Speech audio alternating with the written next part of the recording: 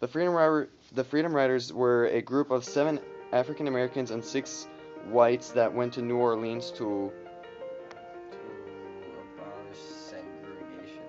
To make freedom, basically, and get rid of all the unfair rights to blacks.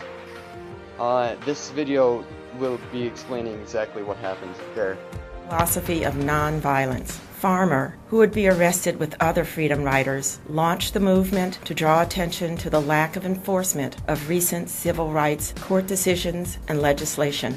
As Farmer's volunteers rode into the South, the campaign gained support from civil rights leaders like Ralph Abernathy and Martin Luther King Jr. The KKK was a white supremacist group that feels that non-whites are lesser than them. They partake in hate crimes and protests, such as bombing the Freedom Riders bus, which you will see in this video. One of the most frightening attacks occurred a few miles outside Anniston, Alabama, on May 14, 1961. A Greyhound bus carrying Freedom Riders was forced off the road by a white mob who stoned and firebombed the bus. The passengers barely escaped the burning vehicle. After a KKK, the guards were called down to stop the KKK from attacking the Freedom Riders as they passed through New Orleans and anywhere else that they took the buses to. The KKK kept bombing them, but the guard had to step in.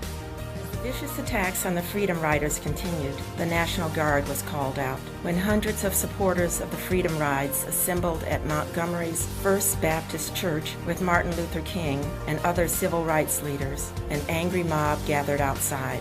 The National Guard patrolled the besieged church during the long, tense night. To sum this all up, the Freedom Riders never made it to New Orleans. Many spent their summers in jail. Some were scarred for life from the beatings they received. But their efforts were not in vain. They forced the Kennedy administration to take a stand on civil rights, which is why the Freedom Riders deserve to be honored with the street sign. Gary hopes the effort helps Anniston heal. Anniston has this bad reputation, and I think doing this was part of moving beyond it. So this is a wonderful thing. Hank Thomas returned to Anniston this week with a group of college students reenacting the rides and found a different greeting.